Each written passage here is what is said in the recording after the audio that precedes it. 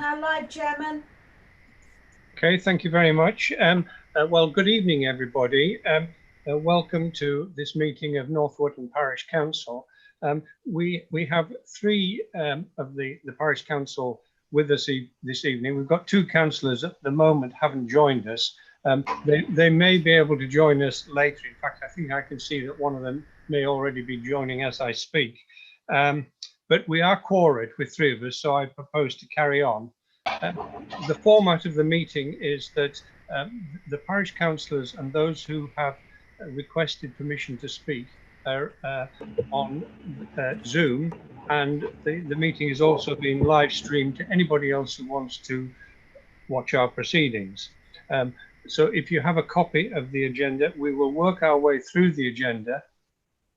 I propose to take things slightly out of order in order to facilitate the discussion about the planning applications. I'll explain exactly how we're going to do that in a minute or two. But those who have chosen to represent their planning applications are free and welcome to leave once they've done their bit and we've talked about their particular application. So please don't feel that you have to hang around for the rest of the evening, because we do have quite a full agenda this evening and it will take us a while to work through it.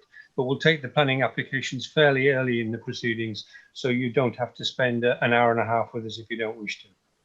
So item one on the agenda then, apologies for absence. Can I just check with you, Hazel? Has Alistair now been able to join us? Well, I believe it may be Jane. There's no video, but Jane has, or Jane stroke Alistair does have a microphone. I don't know whether you can confirm that's you, Alistair.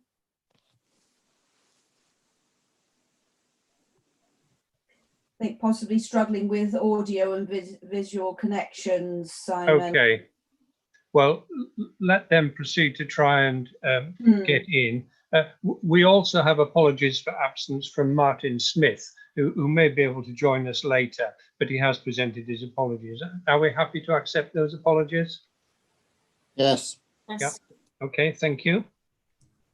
So item two on the agenda then, to resolve to approve the minutes of the extraordinary meeting held on Tuesday, the 18th of August.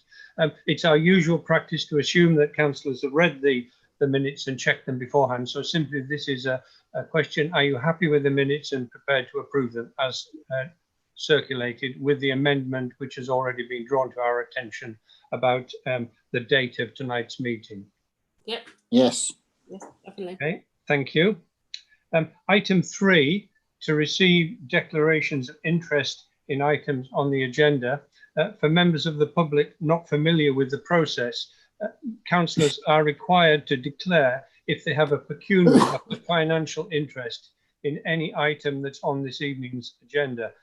It doesn't mean that they know nothing about it or that they're not involved in any way, but if they have a direct financial interest in items on the agenda, they're required to declare it and usually to withdraw from the discussion.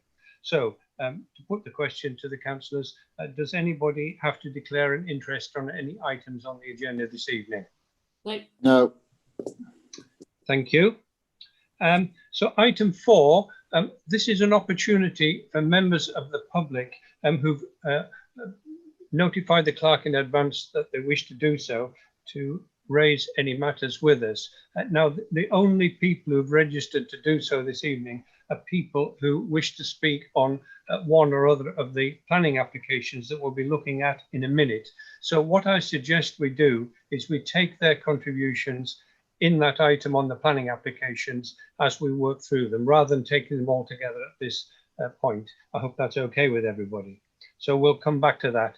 And as nobody else has registered to speak, unless any of you who have registered to speak want to talk about something other than the planning application, that's how I plan to handle it this evening. Is that okay with everybody? Yeah. Yes. Okay. So to receive reports from district, county councillors and the police, the only recent report we've had is from the police, which we received earlier today. We haven't any recent reports from either of the district or county councillors, have we, Hazel? No, I've sent all reports on to you as soon as I've got them, Chairman, so there's nothing outstanding from either of them. Yep. Okay, well, we had a brief report from our local beat officer who drew our attention to an issue which we have referred to in the past, a report about a dog. Other than that, there is nothing. So any other matters arising from previous meetings that we want to discuss under item 6? No? No, no. Okay, so on to item 7 then, planning matters. And the assumption here, of course, is again that the councillors have looked at the documentation which is available on the Mendip District Council website and familiarised themselves with this. But they may have questions, of course, on what's proposed, and we'll take them one at a time. And we start with yours, Paddy. Would you like to unmute yourself and tell us a little bit more about your application? Okay, thank you, Simon. Thank you, councillors. This application is simply for a change of use to now allow the existing agricultural entrance on Crossways Lane to be used for both agricultural and now residential use. Supporting this application will prevent a further unnecessary entrance being made, and with it the removal of hedgerow opposite Crossways House. The existing agricultural entrance was permitted in Planning Consent 2012-2570. The access has been used for this purpose for livestock and feedstuff movements, tractor access for haymaking and hedge trimming. It's also been used throughout building with up to 20 vehicle movements per day.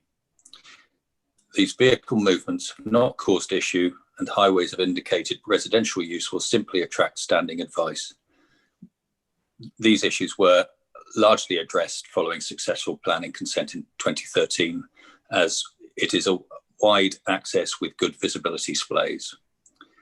The appearance of the entrance will be further enhanced with a new hedgerow and an oak tree, along with a house sign in local stone. The driveway will be surfaced with a permeable self-binding gravel. The elevated aspect and new hedgerow will reduce visibility of the barn from the road. The field will continue to be maintained as pasture and used for grazing our flock of sheep. The Environmental Protection Consultee has no objection to this application. Using this existing access and avoiding an entrance close to the house has become important to us, as we've unfortunately suffered a number of incidents, including vandalism, tree damage and trespass. As a consequence, privacy and security have become a higher priority for us. I hope we have your support for this application. I'm very happy to answer any questions. Thanks very much, Paddy. And I should have mentioned that you are restricted to time, but you've kept comfortably within the 3 minutes that you're allowed. So thank you for that. Does anybody have any questions on it? No. No. We're all happy? Absolutely, yeah. Yeah, makes common sense to me. And me. Excellent. Can we therefore recommend approval? Yes. Fine. So that's clear then. We resolve to recommend approval of the application as drafted. Thanks very much for coming and explaining it further to us, Paddy. Good luck with it. Thank you for your consideration and prompt decision. Okay, so we move on to the second one now then. This is, again, a relatively straightforward application, and the applicant, Luke, I don't know how to pronounce your surname, I'm afraid. Would you, perhaps you can enlighten us on that, but do you want to tell us a bit more about that? Yeah, the pronunciation is Desange. Desange, yeah. Like Julian Assange, but I prefer not to be associated with that now. But anyway. Anyway, yeah, thank you very much for allowing me to speak this evening. So the proposed works, as per the application, are to replace the existing oil tank to the rear of the property at Westbrook House, or known as the Poplars, as it's not fit for purpose on a number of grounds. The first one being that a small number of hairline cracks have appeared in the existing tank that's quite old now, and that needs to be replaced, obviously. and it doesn't conform to current oil tank regulations because it abuts against the rear wall just below an external window. And it also runs quite close along the track that runs down the side of Westbrook House, and I've been informed by tank technicians that it needs to be away from that external wall. And also, thirdly, it's currently single skinned, and obviously new tanks need to be double bunded. So for these reasons, the application is to move the tank 1.8 meters away from its existing location to conform to regs, and that's going to stay at the back of the property. The impact of the proposed works is very limited, very small, and I do know that Simon has mentioned to me that the only possible problem is that you may see the tank from the road. So the plan is to put up weave fencing, keep some natural elements in there of landscaping, so it does hide it from view, but that's basically it. So any questions? Okay, thank you very much. I don't know whether Alistair can now hear us. Are you with us, Alistair? No, he doesn't seem to be, unfortunately. Anybody else got any questions? No. No. No, again, this one seems extremely straightforward, and I think we'll be happy to recommend approval without any reservations, subject to what you've already said about improving the shielding of it so that it's less visible from the churchyard. Okay. Thank you very much. Thank you very much. I'll say goodbye. Thank you. Thanks. Okay, the third one then, and we don't have anybody to speak on this one, is the retrospective consent for internal and external alterations, including a number of replacement windows at Sidelands on North Town Lane. I trust you've all had a chance to have a look at this. Alistair, you're now with us. Can you hear us? I can now. Thank you very much. Excellent. Jolly good. I've got two computers going. I've got two computers going. I'm trying to turn one of them off now. So, okay, that should be all right. Right. Yes, so the third application, retrospective consent for internal and external alterations, including replacement windows at Sidelands. Any comments or questions on this one? No. I mean, it seems the work was carried out ages ago. Most of it was, it would have seemed, yeah. About 2005, according to the application, so. Yeah.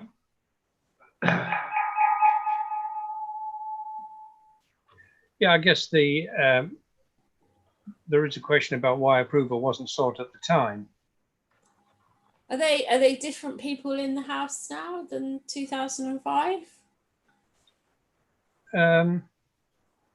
They may be, but some of it was more recently, I think. Yeah.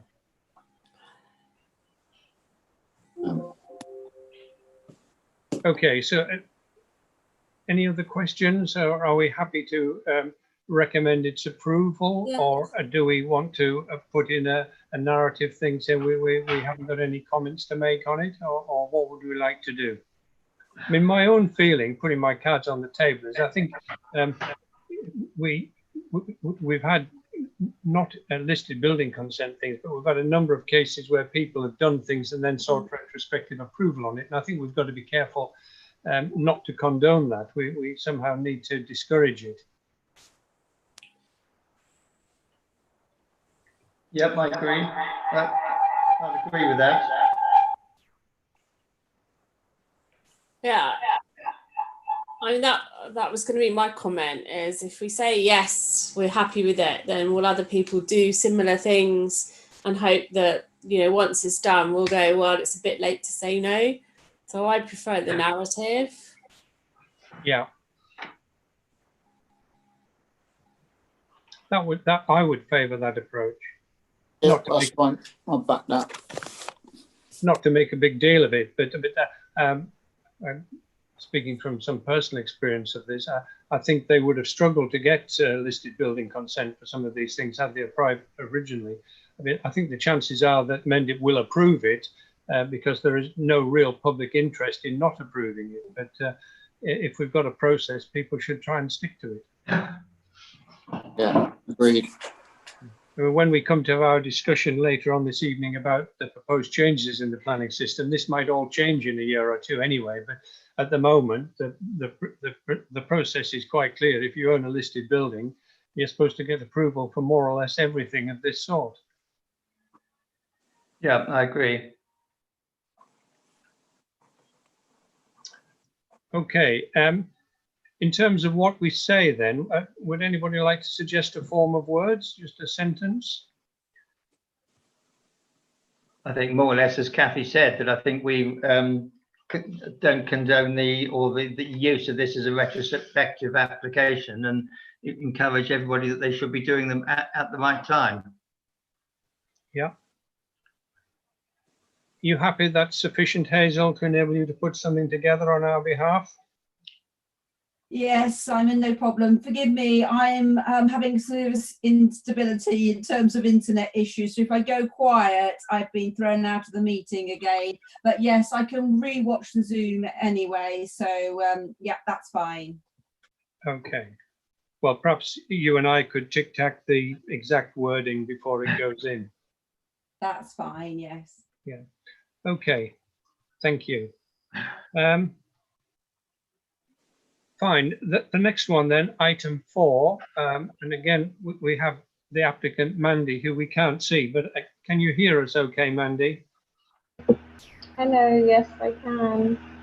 Excellent. So do you want to tell us a little bit about where you stand with your application? I should explain to members of the public who may not be aware of this, is that you have approached us in the past about this application. It has been discussed previously by the parish council.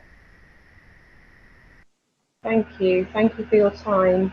We've put an application in for a 2-storey building up along Tanyard Lane. There is already existing planning for a bungalow on the same plot. So we have put in for planning to amend it so that it's a 2-storey building, so it becomes our family home. It's more appropriate for our family home. So the look of the building and the position.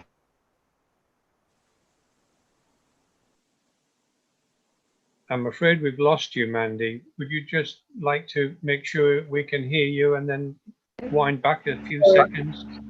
Sorry. So the look of the building is much the same. However, we're hoping to move it from a bungalow to a 2-storey. Obviously, the footprint of the building would then be smaller. Yeah, and can I just clarify with you, Mandy, the footprint of the building is within the footprint of the previously approved bungalow? The footprint of the building is within the previously agreed bungalow. It is a couple of meters slightly down to the left. So as you're looking at it from the crossways, it's a couple of meters down, only because the crossways has got a big tree out the front, which is kind of impeding the view to the tour. But that's the only reason. Okay. Is there anything else you want to tell us? I don't think so. I think my sister lives next door, which is why we hope to we want to move there so that we can have our family home there. And yeah, that's it really. So if there's any other questions, I'd be happy to help. Okay, thank you. I guess the material issue for us, as we discussed previously, is the new proposal is somewhat higher, less than a metre, but 700 and something millimetres higher than the originally approved bungalow. So the issue is whether we're bothered about that or whether we feel it's okay. Okay, so I can just add a little bit more information there. So it goes up just 750 mil higher, I believe. I can clarify that for you and email it to you after this meeting. We I have think made. that's clear. Okay. You don't need to re-clarify that. It's clear. Yeah, the drawing Okay. makes it clear. We have ensured that on the back of the house there is no windows that could overlook the house behind, so that we've kind of put it in a way so that we're not impinging on anybody's privacy, and we're going to put in lots of trees and shrubs as well, just to ensure that as well.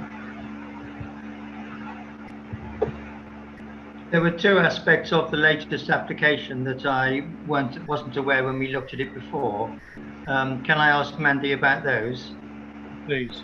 The first, we hadn't seen the longitudinal section, I think, through the building when we looked at it before. And you've said you've moved it 2 meters to the west as you go down the slope of the site. Yet you've kept the floor level where it was on the original application. And it would seem to me as though it would be an opportunity to lower the floor level slightly, maybe by 400 or 500 mil even, to match with the existing ground level, and thereby minimize the extent to which you're raising the ridge height. That is something that I did talk about to the architect, and the architect felt that the existing level would be better to keep everything as much the same as what we could do. But it is quite a lot higher. I mean, it's almost level with the ridge height of the bungalow to the further to the west of you in not North Town Lane, Tanyard Lane, isn't it? The bungalow there has got a ridge height of 27.36, and your floor level is 27.2. So you're almost up at ridge level to that house. Could you not drop it down a little bit further? I think that's absolutely possible, yes. And if it's something that we would have to do, then we would definitely consider that. Okay. The other aspect that concerned me was the proposed land drainage. There's no design or assessment of the site at all for, you've said that there's no foul drainage you can connect into, so you need to put in a sewage treatment plant and a soakaway system, but you've not yet done any permeability tests to assess the condition of the ground, and it's not a particularly large site with the site of the building where it is, for you to get all of that in the open ground to the west of the site. I noticed that the application has only just been sent off to the land drainage engineer today for some reason by Mendip, so they haven't made any consultations comments. Are you in a position to update us on the possibility of checking for the permeability of the ground and that the stormwater will work on site? I cannot comment on that at this stage, but what I can do is try and chase that up for you and email it over to you. Yes, I mean, obviously you don't know why it's only went to the drainage engineer today from Mendip, because you put the application in a fortnight ago, I think it was. Yes. So I would say on this, we will, if this application is accepted and passed, it will give us less rainwater to get rid of from roofing than the previous application, because obviously it's smaller, isn't it? Yes. But it actually improves the situation a little bit in terms of water to get rid of. Indeed, that is certainly true. But it's just surprising that an application like this doesn't have any permeability or drainage provisions whatsoever. I know they're more building regs than planning, but I think it's something that in a village like ours with no drainage facilities, we have to take these into account at the planning stage, more so perhaps than other locations. It surprises me that that's not already done, because when the previous application was done, we looked at that quite a lot about land drainage and water and roof water runoff, and it had to go down the track to Tanyard Lane because there's nowhere else for it to go. No, it's all got to be dealt with on the site, because the previous application had a condition on the planning application that the foul drainage would have to be sorted out before work was started. In fact, they've obviously done something to preserve the planning application, but not done any major construction work. So it was always something that was open for consideration at a subsequent date. Surely Mendip will just condition that again, though, won't they, Alistair? If Well, that's my concern. Yes, I mean they will condition it, and work started before this was ever resolved. And I wouldn't want to find that they're starting on a large development like this, only to find that there isn't anywhere on site to deal with the surface water discharge. Because we know these planning conditions just get overlooked and just work starts and then they just dealt with at a later date. I did notice that there was no comments from any of the public about the application, which slightly surprised me, but presumably all the neighbours are happy with it. I think my concern is just the lack of drainage information and the fact that I think the flood level. Yep. Okay. What I can do is I can try and find out some more information for you, and I can certainly email over whatever it is I discover in order to help you with that area after the meeting, if that helps. Well, I think the situation is we need to make a decision this evening on what we're going to put in, because we have to make a decision at a publicly open meeting like this. So what we can do is we can put our comments in any approval that we might give, or recommendation for approval that we might give. So that's the mechanism. I don't think we can defer it without risking it running out of time for the consultation period, which has already been running for a while. Okay, I do believe that if the drainage was a condition on the previous application, then it most certainly should be for this one. And whatever it is that they recommend will be what we will carry out and do. Would that satisfy you, Alistair, if we referred to the previous condition on drainage and assume that any approval would contain a similar condition? Well, I guess so. I think as long as it's highlighted as one of our main, otherwise I would want to vote against it on the grounds that nothing's been done to satisfy the previous planning condition. Yet they're making a new application and they've had 2 or 3 years in which to sort something out, and they haven't done. So I think it wants to be a fairly strongly worded conditional approval, if you like, if that's what we're going for.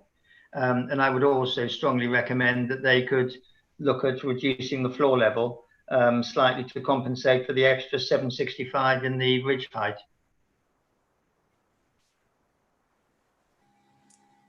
Yeah. I think we can do that. I'm not sure how much notice the planners will take of that, to be honest. We need to rely on Mandy and their family's goodwill to work on it, because we either recommend approval or we don't. Well, we're just recommending conditional approval, aren't we? Like Mendip do. And I will certainly work with you as a parish, and I will work with the building regs and everyone else that we need to work with to ensure that this is done absolutely top notch and properly. The reason it hasn't happened over the last 2 or 3 years is basically because we weren't in a position to go through this process, but now we are. Okay. Any other comments or questions from anybody?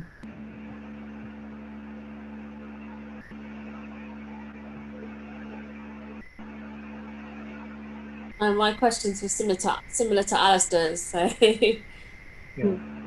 On the essential question of the conversion of the original bungalow proposal to a 2-story dwelling, I'm inferring that we're happy with that. Is that correct? Yeah, I'm happy with that, because I think it's a lesser footprint on the site. Yeah. Okay, so it sounds as if, again, we're talking about a narrative recommendation which would refer to the fact that we would prefer to see the roof level brought closer to that originally improved, and we see some scope for doing that by dropping the floor level without materially changing the design of the house as proposed. Yeah. And that we think it's essential before final approval is given that the previously conditioned drainage requirements are delivered. Yes, I would agree with that. I would agree. Yeah, Are you fine. happy with that? Yeah. Yeah. Hazel, have you got that? Is that clear?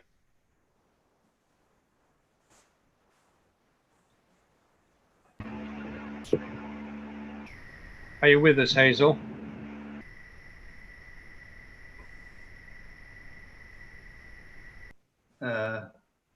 Yeah, I think Hazel, have we got you back with us? Okay, let's just give her a minute to reconnect. I know she was having problems with her broadband connection earlier. My apologies to everybody for this. I'm back again, but I keep getting thrown out of this meeting. I'm having the most awful problems this evening, so I didn't get it, but I'm hoping that the live streaming is working and therefore I can pick up what was said on the live stream. Okay. I'm sorry, I just don't know what's going on with my internet connection today. Okay, I mean, to summarize, what we've concluded is that, again, we wish to put in a narrative recommendation saying we're not opposed in principle to the change from a bungalow to a house, but we would prefer the applicant to have another look at the roof height issue. We think there's scope to reduce the increase in roof height by going further into the ground, and also that we think it's important that that Mendip condition the previous requirement that the foul water drainage was properly explored, because we see no evidence that the original condition has been discharged. Okay, understood. I've got that. Thank you. Okay. Right. Everybody happy with that? Yes. Yeah. Yeah. Yeah. Thank you. Thanks very much, Mandy, for taking the time out to explain that to us. Thank you very much. It was lovely to meet you all. Okay. Bye-bye. Okay. Item 7.5 then, to consider any other planning matters that have arisen. As I think you've all been advised, unfortunately, we did get a late planning application for a development of Folly Lane. Hazel and I have had a conversation about that, and we feel it would be inappropriate to take a substantive discussion on that tonight, given that the neighbours will only just have heard about it. And indeed, they may not even have heard about it quite yet, because sometimes that process seems to be running behind at the moment. And therefore, we probably will need to have another meeting before the closing date, which I think is the 3rd of October. Is that right, Hazel? We've lost her again temporarily, but I think it is no, the I'm here. I just mute myself when I'm not speaking. Right. Yes, I think it's the 2nd of October. 2nd of October, Simon, is it? Okay. We've probably got a little wiggle room after that. Yeah. Yeah. So is everybody happy if we do it that way? Yeah. Yeah. Yeah. Absolutely. Okay. Could we agree a date and time for that now? How are people fixed for the Tuesday of that week? Okay. I just need to get my phone to look at my calendar.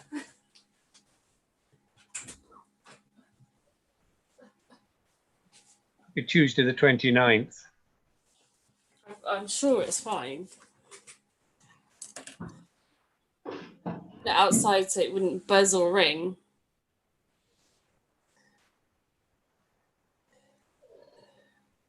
Yeah, Tuesday the 29th is good for me. Okay, so in principle, let's agree that we call another extraordinary meeting to discuss that and any other planning applications that come up along the way. I have had informal approaches from a couple of other people. There seems to be quite a lot going on in the village at the moment, so it's not beyond the realms of possibility that there will be more for us to talk about that evening, but let's see how it goes. Okay, unless anybody's got anything else on planning matters in the village, I suggest we move on to the next item. Everybody happy with that? Yes. Yep. Yeah. Fine. Good. So item 8 then, there are a number of consultations going on at the moment, which we've been asked to provide comments on. Hazel has listed them here, and what I suggest is we take them one at a time, although the first two to some extent are very similar, and we can perhaps talk about the first two together and decide how we're going to do it. For the benefit of members of the public who may not know the acronym, NALC is the National Association of Local Councils, and they have issued what are, to be honest, extremely detailed consultation papers on these proposed changes to the planning system, which has been now fairly widely publicised in the national press and on television, so people will know a little bit about it. And we have had some email correspondence amongst members of the council about the background to this. Does anybody want to kick off with any thoughts on it?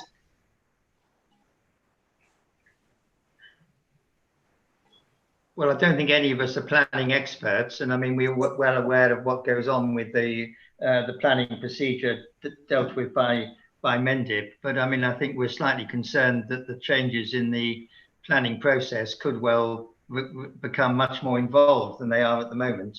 I think we've all seen the fairly detailed paper that was put out by St Cuthbert Out, which tended to address all of these issues. Now, they raised things that I don't know enough about, but they sounded fairly logical to me.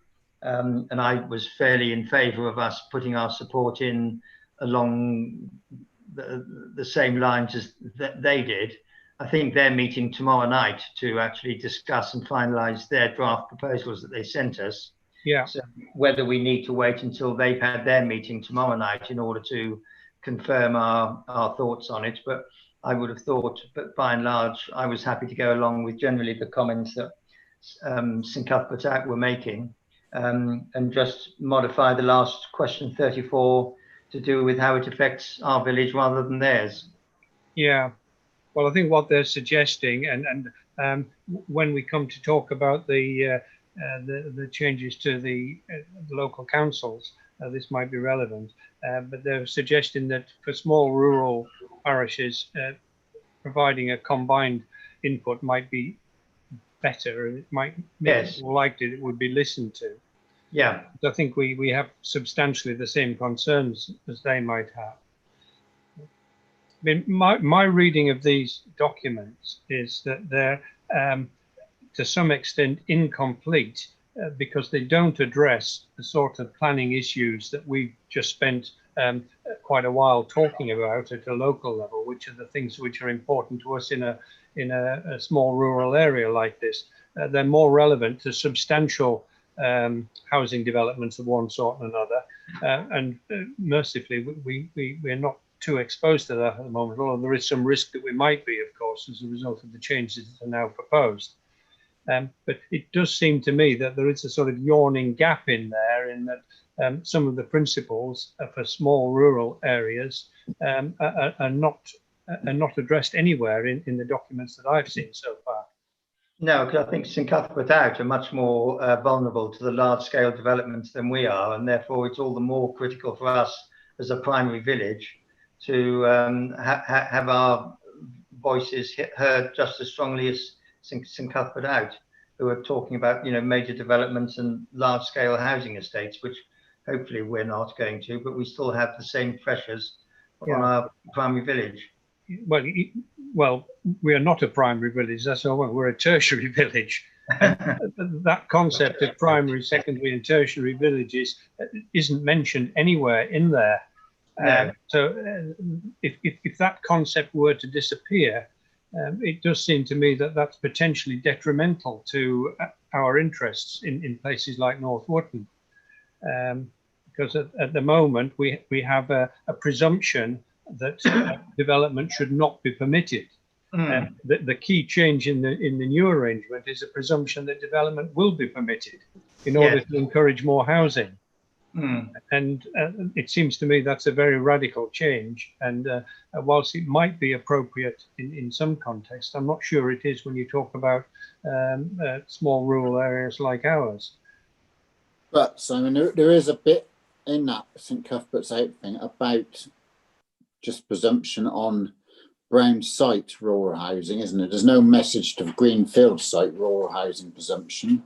Yeah, that's but the actual papers don't mention any difference, do they, really, between brownfield sites and greenfield sites? It just sort of virtually suggests that once a council decide that there is permitted building, that will be the end of it. So if a council decide a particular area can be built on, that then it can be built on. There will be, people won't have to apply in such a level as they do now for planning permission, and it won't be discussed, it'll be, oh yeah, that's a permitted site, build on it.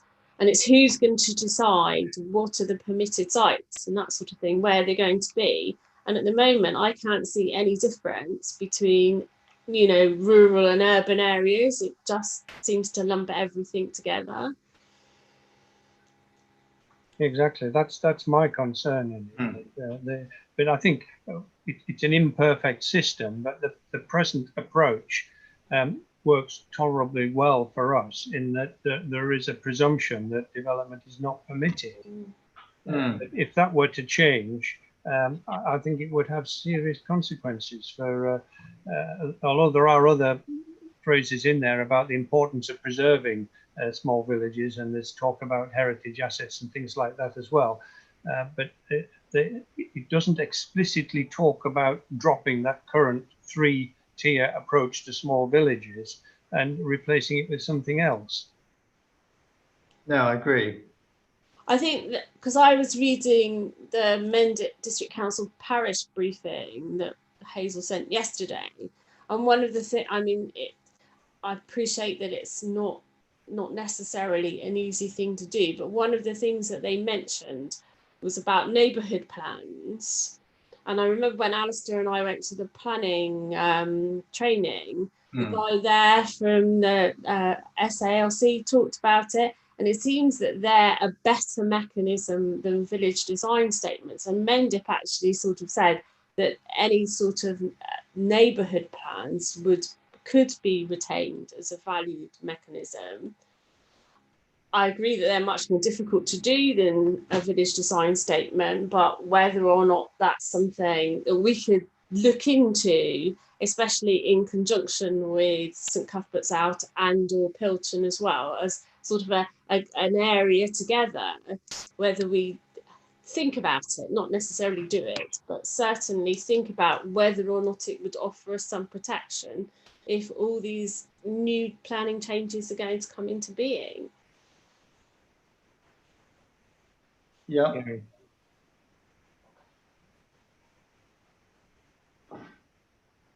So how would we like to proceed on this one then? Well, I'm happy to go along with, having read what St Cuthbert's Out said, and they're obviously they're this is to do with the NALC consultation paper and the questions. I'm happy with, they seem to have looked at it quite comprehensively in the certainly at the consultation stage. But I say, do we need to look at other ways of protecting ourselves once the consultation stage is passed? Well, the consultation is still going on. There's no reason why we can't make one or more separate points ourselves. And one of the things I would like to get your approval to do this evening is to mention in our Parish Council report in the North Wootton News that this process is going on, and encourage people who might have an interest in this sort of thing to familiarise themselves. Just give them the the websites that they can have a look at and consider putting in representation as well, because it does seem that they are quite keen on getting representations from individuals as well. Yeah. And the more, you know, people pick on something that's particularly relevant to our situation, it seems to me it could be helpful to encourage us to do that, because the issue with going in with the St. Cuthbert Out one is that, as we've said already, I think their principal concerns are rather different to our principal concerns. It doesn't mean we don't have a lot of common interests, but their principal concern is the big developers getting permission to, you know, build 40 or 60 houses, and I don't think we see that as a serious risk here. Yeah, it's a fair point. Yeah, that's a good point. Well, hopefully we don't see it as a serious risk. Well, I think in Pilton they're more concerned about that sort of thing, because it has been mentioned in the past, and in particular if the bypass had gone ahead, I think that would have created a sort of envelope of land between the existing village and the new road, which would certainly have been very vulnerable to that sort of proposal. Given the targets for new housing, which which are around now, which are very significant and disadvantageous for rural areas like ours, it seems somewhat disproportionate. Are you clear on when the deadline for these comments is, Simon? Because I read somewhere that one of them was only on the 17th of September, I think. Correct, but I think that's the NALC wants it back by then, Alistair. Okay. The consultation, the public consultation is actually longer. So it's to give the NALC time to assemble a joint representation. So we have got longer. We could put something in separately later. We don't have to do it through the local or the National Association of Local Councils. And as I said, it seems to me that the risk of relying on that completely, we've got to remember it is a National Association of Local Councils. Inevitably, their principal interests will be on things which are more relevant to much larger councils than ours. That's a good point, yes.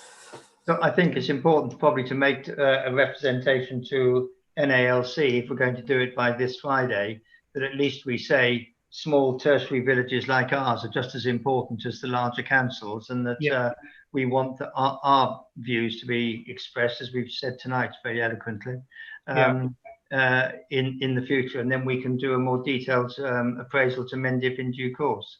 Well, I don't think the representation is to Mendip. I mean, Mendip are also putting something in, but it is a national consultation. It's a central government initiative. Well, central government then, sorry, yes, you're quite right,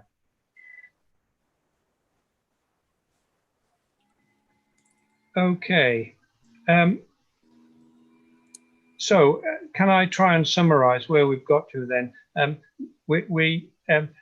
We have sympathy with the St. Cuthbert Out more detailed analysis. They've got more resources than us, and they've clearly had people putting a lot of work into it, because they've done a lot of work on this. But we're not sure that completely represents our position as a small rural parish, and therefore we should look to a means of putting that forward as well. And you'll put that in writing to NALC, is that what we're saying? I think we should put it in our feedback to them, yes. Okay.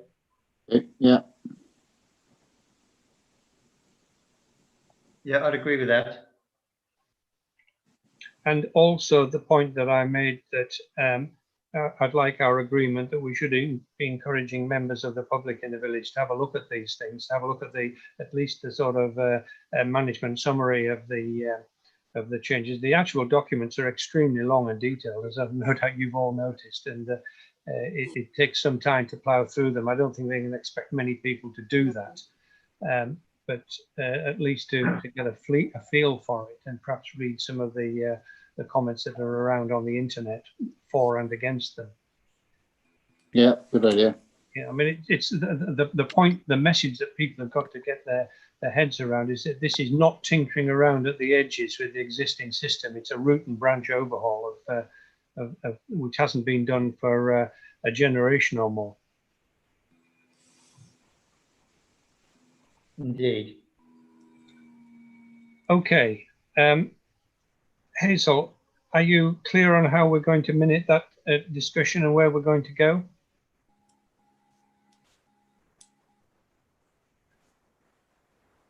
Yes, I think I'm going to just have to re-watch the entire meeting because I have still got horrific internet connection problems. So do carry on. It's being streamed and I can pick up the recording off YouTube. So please do carry on.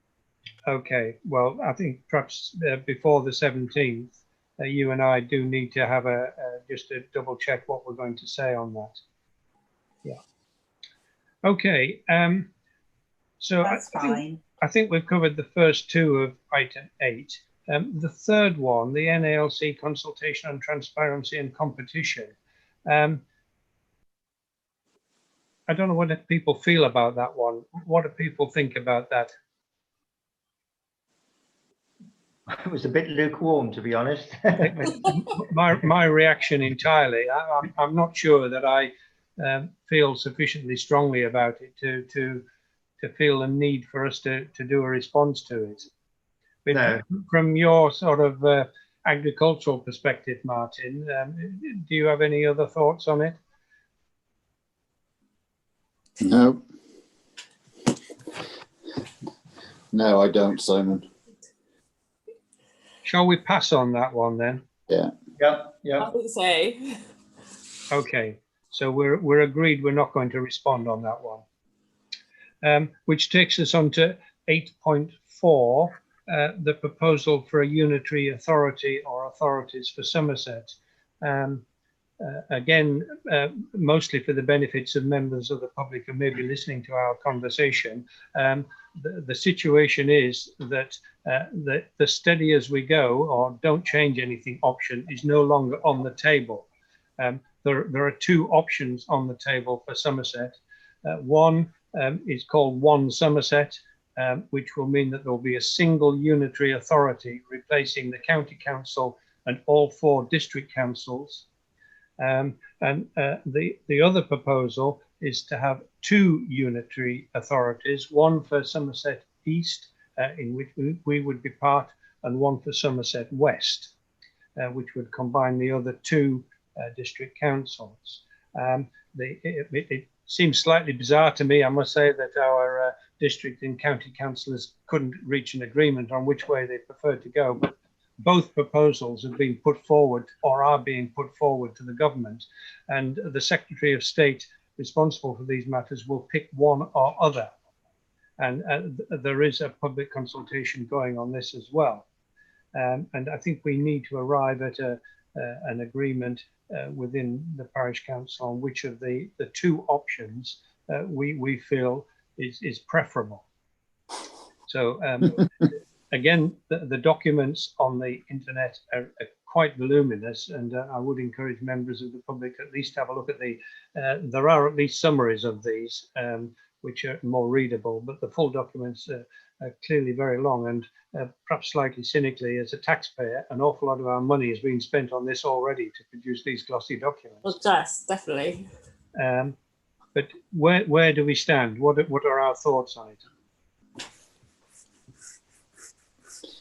I do have reservations about the one authority, and the original independent report did suggest that one of the risks is the distance from the people and the communities, which would certainly affect the east of the side, east of the county rather than the west, Taunton and Somerset West, because that you sort of feel that's where things would be kept, and this side would perhaps lose out a little bit. I mean, they want to reduce from 266 to 100 councillors, which is obviously initially going to save money, but there's no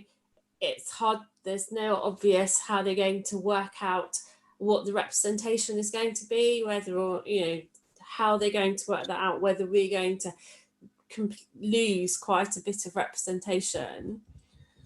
I was quite interested and sceptical about the report that One Somerset have had done by PricewaterhouseCoopers, because I think if somewhere sort of ask for a report to be done, it's not an independent report, and although it comes out massively in favour of the unitary authority, I just wonder if there's any bias because of who's paying them to do it. And having looked at sort of around the subject, I mean, and they mention, one Somerset actually mention other rural counties, which is Wiltshire and Dorset. But in fact, both of those are split into two. They are split into the urban.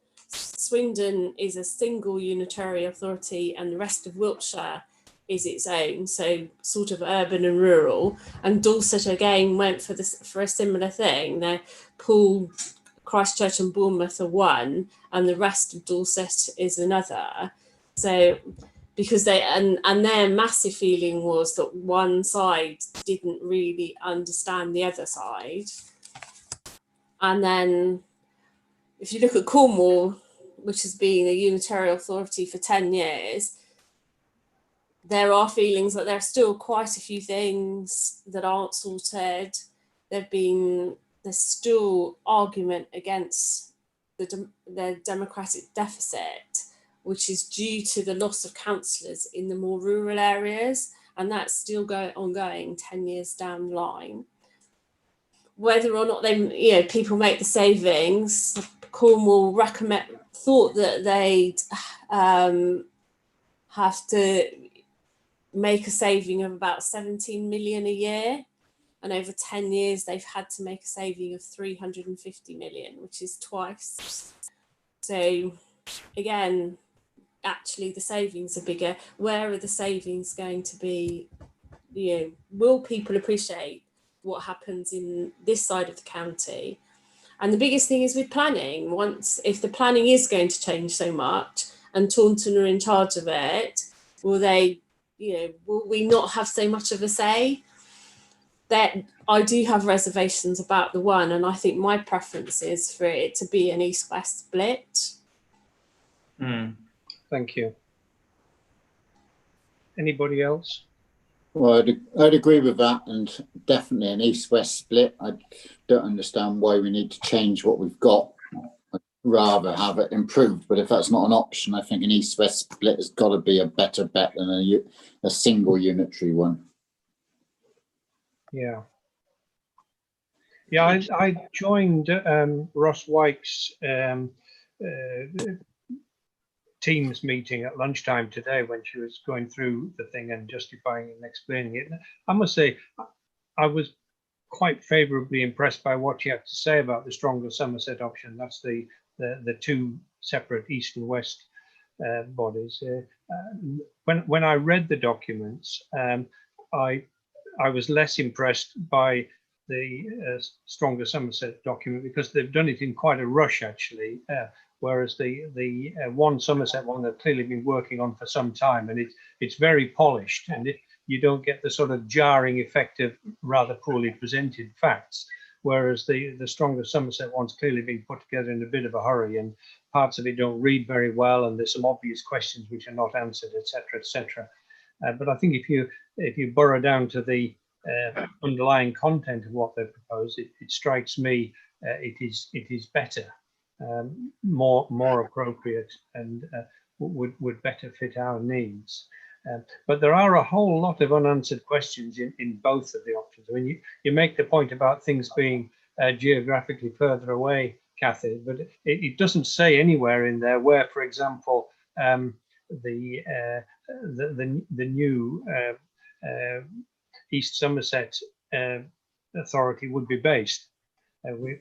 It probably would be wrong to assume it would be in Shepton.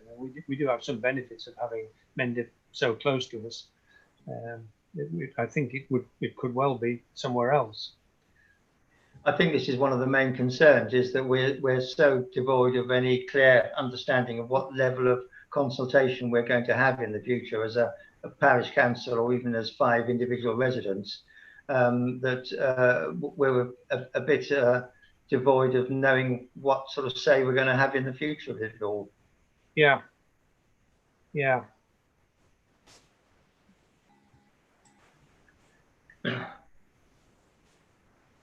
think the just to pick up one of the points that you made, Martin, about the if it ain't broke, don't fix it sort of thing. I mean, I think part of the issue is that certainly at county level, it is broke. But there are clearly a number of aspects of the services provided at county level where Somerset is right at the bottom of the league in terms of quality of the services. So there is a fairly compelling case for doing something. Well, that may be the case, but why take the districts? If a lead one can't manage its own affairs, why ruin the districts to prop up the lead? Yeah, well, I agree with you, but I think we should also recognise this won't be adding a few bits and pieces on to mend it. Both options are in effect new things. It's their radical changes which will take several years to work through. And I'm pretty cynical personally about the cost saving aspects of it. I think in practice it will take longer for them to realise the cost benefits than you know, and then there may not be anything like as much money. But if the services get better, in particular some of the services that don't work very well at county level, then clearly that's a desirable outcome. Time will tell, but just from historical experience, it doesn't seem to ever work like they plan it to work. Yeah. Well, having been involved in numerous big organisational changes over the years, that's almost invariably the case. People always suggest things that, you know, if you pick up that glossy brochure about both schemes and have a look at it in 5 years' time, it would be interesting to see how much of it has actually been delivered. Yes. Okay, but I think not to prolong the discussion too much, I think given that we have to fall one way or the other, as a parish council, our preference is for the 2 unitary authority option. Yeah. Definitely. Yeah. Agreed. Yeah. I think that then we should give that feedback. There are quite powerful voices at the county level. And again, it does seem to me that we should be encouraging the community as a whole to respond to the national consultation on this and consider carefully and come in favour of the whichever one they see is best. Okay, anything else anybody wants to add on that? I will clearly, Hazel's having difficulty with their connection, but I'll sort out providing the feedback on that with her. Okay, thank you. Is that okay with everybody? Yeah. Yeah. Good. Item 8.5 then, application by Somerset Wildlife Trust to the Somerset County Council Climate Emergency Community Fund. We've simply been asked to lend our support through a proposal there. You've seen the proposal. I didn't see anything in it that was objectionable. Are you happy for us to lend our support to that? Yeah. Yeah. Yeah. Yeah. Okay. And then, although it's not specifically mentioned, we've also had a consultation about a new approach on footpaths and cycleways. Now, we all know our recent experience on that topic, and it has been made clear that we're not directly affected by any of these things. But I suggest that we do agree that we are represented at the discussions just to make something doesn't re-emerge from the woodwork. Are you happy with that? I'd agree with that one. Yeah. Okay, fine. Well, we now get to item 9. Oh, sorry, I was going to mention one other thing on the unitary authority issue. There is a rerun of the presentation that I saw at lunchtime today on a week today at 7 p.m. If any of you've got time to log on to that, it is probably quite worthwhile if you've got the time to do it. 7 o'clock on the 21st. If you're interested, let me know and I'll give you the links to it. So moving on to item 9 then, and we are going to need Hazel again here.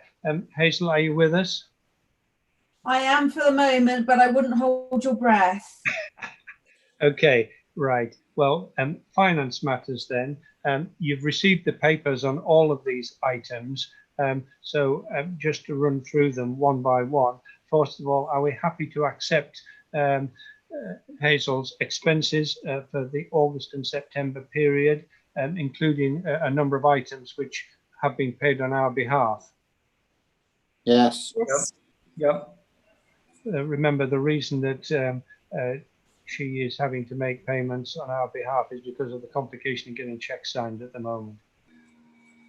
And also her clerk's salary. Again, there was an explanatory note about that. Are we all happy with that? Yep. Yes. And thirdly, the Somerset Forge invoice for work on the finger post restoration. Alistair, can you confirm to us that you're happy with this? It's in accordance with the work you've agreed with them? Yep, that's right. I've been through that with Hazel. That's all correct.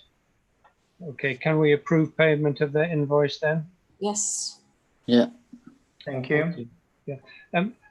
On that topic, if we're going to carry on with more of them next year, Alistair, Yep. are we confident, given that it's clear a number of local authorities are now doing this work around the county, are we confident we're still getting a competitive rate from Somerset Forge for this work? Certainly we did the last time we looked at it, which was beginning of last year, in fairness. I don't know, next year everyone might be desperate for work. So it'd be well worthwhile trawling them around again. I mean, we've got another 6 or 7, I think, lined up, which were, I haven't got the figures to hand, but it's probably about another 2,000 or something pounds. I'm quite happy to go around and re-tender those for the early part of next year. I think we should. I think we owe it to the parish to make sure we're getting value for money. I mean, everybody's very pleased with the work, but we need to be sure we're getting value for money. Yeah. Okay. Can I just confirm, Hazel, you were able to pick all of that up?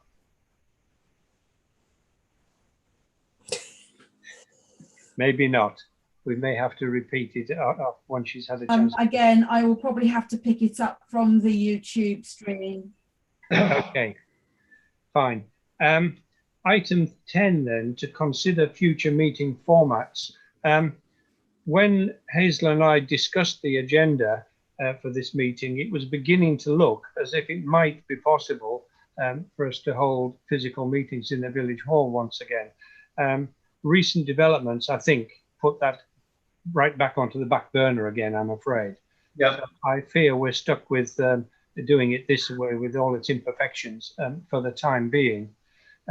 What's not clear to me is what happens at the end of the period for which the temporary legislation was put in place, because it was only for a year, wasn't it, Hazel? Yes, that's correct, Simon. I imagine if we're still in the same situation next year in May 2021, presumably they will revisit the legislation and reaffirm it. Yeah. But the extent to which you can carry on rolling forward appointments, for example, indefinitely, I think you're beginning to run into a sort of situation where it becomes somewhat undemocratic if you don't have any elections at all. No, I'm sure they'll cross that bridge when they come to it. I mean, the elections for us obviously don't take place until 2023 in respect of council elections, but obviously internal elections for chairman and vice chairman, they should happen, as you say, at the annual parish council meeting, which have been delayed until May 2021. Yeah. Okay. Well, we'll cross that bridge when it comes to it. But everybody, I'm afraid we don't really have an option on it now. But I think we have to accept that we're going to consider continue meeting in this format for the time being, and we'll keep it under review. Okay. Item 11 then, to receive a report from Alistair on highways matters. I know you're speaking from afar, Alistair, but have you anything you wish to tell us? I would just like to thank you, Simon, for dealing with one aspect of highways matters that cropped up while I was away, to do with flooding down towards the West End, the Mead estate, I think it was. So thank you for bringing that to Somerset County's attention. I presume they've been out and done something. and I know they came out and addressed the other things that I'd raised them at the last meeting. So I haven't got anything new that I've been aware of, but thank you, Simon, for addressing the one about the Mead Lane estate flooding. Yeah, we haven't had any feedback on that other than their report that they had treated it as two separate issues. One, water coming from the new affordable housing entrance. Yes. And presumably we'll get some feedback on their conclusions on that. But they clearly were unimpressed by the amount of extra water that was being put onto the road as a result of that. Something we picked up at the planning stage on that development, and we raised it when we sent an inquiry into Mendiop about the condition of approval of the final site. Yeah. So what's come out of that? We haven't been consulted. Yeah. Okay. So that was all I've got on highways matters, I'm afraid. Nothing very positive. Fine. Alistair, Hello. did you report the potholes in Dark Lane? I did report it, but to be honest, I don't think I actually got a reference number back, which I should have done at the time. So I will raise that one again. They seem to have come and done the Launchley Lane ones, but not the Dark Lane ones. Yes. Can you remind me of the name of the property? Which house was it? One of the Bartlett's farms? Well, yes, it's between it's between Bill Bartlett's house, yes, and Dave Bartlett's house. So between the Little Owl Farm and Sunnyside. Sunnyside. Yeah, that's it. Sunnyside. Little Owl Farm and Sunnyside. Okay. Okay, I'll have another go at that. But there are some bad patches between Dave Bartlett's house and the High Street junction as well. I mean, it generally needs a whole of Dark Lane's pretty bad in places, isn't it? Okay, I shall raise that one then. Thank you very much. Yeah. Okay, anything else on highways matters? Okay, Martin, then, anything on footpaths? I haven't heard anything, no. No news is good news, Simon. Okay, well, we let's leave it as no news is good news then. And the other Martin didn't leave me any information on moors and levels matters. I'm not aware of anything there, but we'll have to defer that until next time. Okay, which moves us on to item 14, our next meeting. Then our next full meeting is on the 17th of November, which is our budget and precept setting meeting. So some fairly important content there. Just to sort of air the subject now, we have seesawed a bit on the precept in recent years for good reasons, but it has gone up and down a bit. And I feel that that's something we should try to avoid if we can. We should try to arrange our affairs so that we're reasonably consistent from one year to the next and not have big swings. I don't know what the rest of you think, but when we come to prepare that, we should have that as an objective. May not be achievable, but we should try and do it. Okay. Okay, so our full meeting on the 17th of November, and we agreed this evening that we would meet again in 2 weeks to discuss the Folly Lane planning application.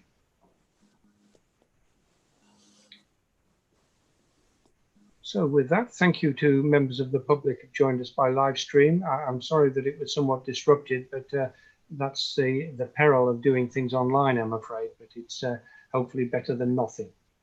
Thank you all very much, and we look forward to seeing you next time.